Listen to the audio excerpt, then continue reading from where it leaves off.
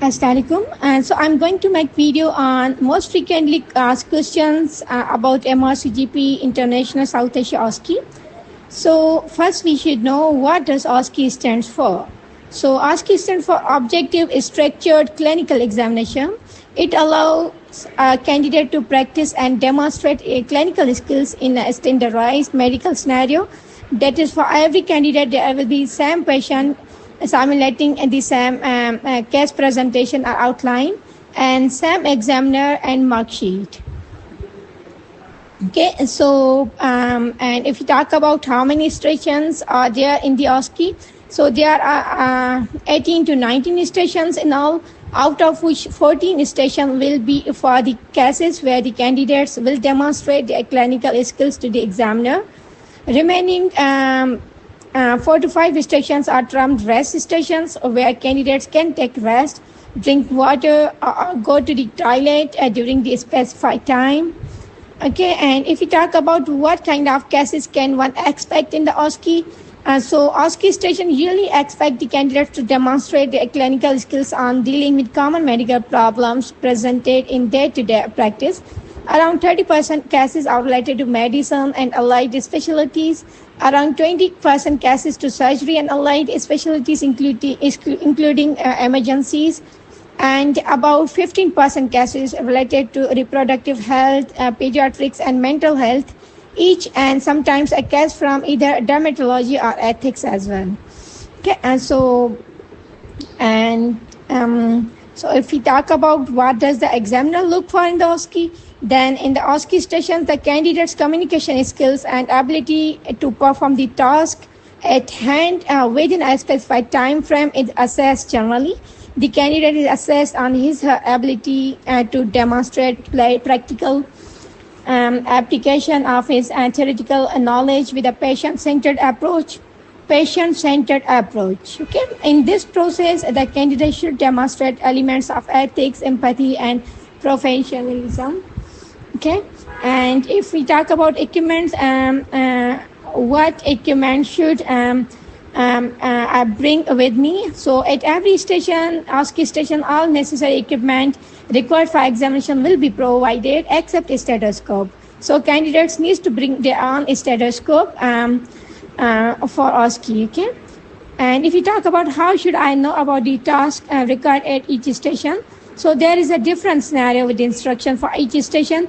These scenarios are posted outside the OSCE stations in a typed format. Each candidate gets 2 minutes to read the instructions before she enters the OSCE station. And it is very important to read and understand these instructions very carefully for 2 to 3 times, if possible. Okay, and a copy of scenario is placed on a table as well inside the station. And this is to facilitate the candidate in case she forgets the name of the patient or any other detail. He may refer to the copy whenever needed. Okay, so it does not halt and false rule. And the time given to the candidate per OSCE station is 2 plus 10 minutes. Okay, 2 minutes for reading the instructions outside the station and 10 minutes for carrying them out inside the station. Okay. And so in that given 10 minutes, a candidate is expected to introduce himself to the patient, take history, do a focus examination, reach a possible diagnosis, form a shared management plan, inform the patient about the follow-up, and close the case. A bell is rung after 8 minutes to warn the candidates of the little time, 2 minutes left, and this is followed by a second final bell at 10 minutes. After which a candidate should leave the station and move to the next one. Okay, and for quality assurance purposes, at least 1 out of 14 stations will have a video camera for recording the OSCE consultation. If a candidate has any objection to being recorded or photographed, she can regret it. The candidate's wish is respected and his recording is not made. Please note that the recording is no way affect the result of OSCE for that particular candidate. Okay. And if you talk about what is the purpose of a surprise visit of extra examiner, so one examiner called the extra examiner makes a surprise visit of the OSCE station while the exam is in progress. She judges the examiners and not the candidates and ensures transparency of the exam. Okay, so you need not to be worried about that surprise visit of extra examiner. Okay, and that extra examiner is to examine the examiner, not the candidate. Okay. So what is the dress code for the exam? We should talk about. So the dress code is formal. You can wear your country's traditional formal dress, but it would be better if you wear a suit with a necktie. A white overall can be worn on top of your clothes for men. Okay. And what is the official language for the exam? So English is a medium of examination. So you should have good command on English. Okay. And if we talk about what does a simulated patient mean, so simulated patient means a patient who pretends to be a patient, okay, but is not a patient, but who pretends to be a patient and is not a real patient.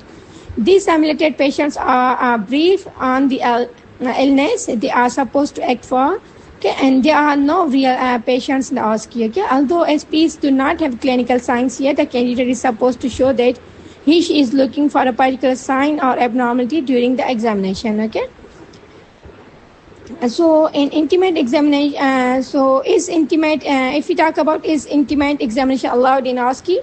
So candidates are not asked to perform an intimate examination like a breast, rectal, scrotal, or vaginal examination. If relevant to the case, the candidate is handed a document with information on a particular intimate examination findings once he finishes the clinical exam. Okay, and besides that, he can ask patient if you have undergone any intimate examination or any specific examination. Then examiner will hand over a document with information. Okay. So also there will be examination which can cause pain if done repeatedly on the simulated patients, like ophthalmoscopy or checking blood pressure, not required in the OSCE. Similarly, examination which can potentially cause injury to the simulated patient by inexperienced or anxious candidate, like otoscopy, are not asked in the OSCE. However, the candidate should mention as such examination if the case demands her to perform that on the patient. Okay, so he can say like I need to do otoscopy, okay, to better understand your condition, and by saying that maybe examiner will hand over the otoscopy findings. Okay, so candidate should say these words to get findings. So if we talk about how should a candidate conduct himself or herself in the OSCE station, so a candidate's conduct should be professional at all times. Sit on the chair with your back straight, keep your hands on your knees or table while sitting, lean a little forward to show your interest and attention, maintain eye contact with the patient, don't trap your feet or fingers, stay relaxed, calm but alert and active. Don't appear to be rushing or anxious in any way or watching your watch again and again, okay?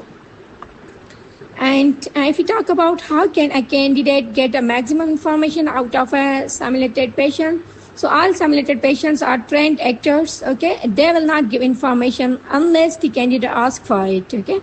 So while taking a history, the candidate should use sentences like, tell me more about your problem. Is there anything else you would like to add? Tell me all about your problem.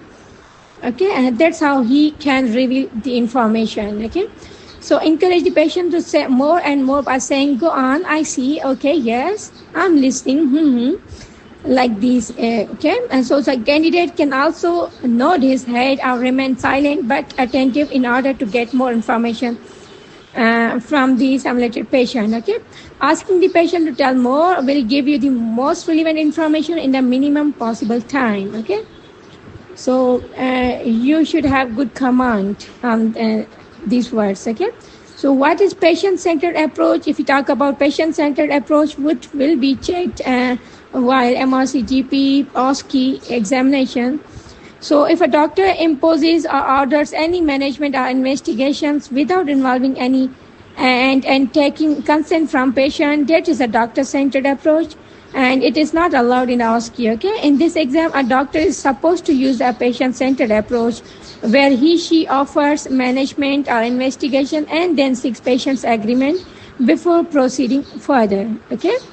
And shared management means that you adjust your plan according to patient preference, circumstances, and agreement by saying, is it convenient for you?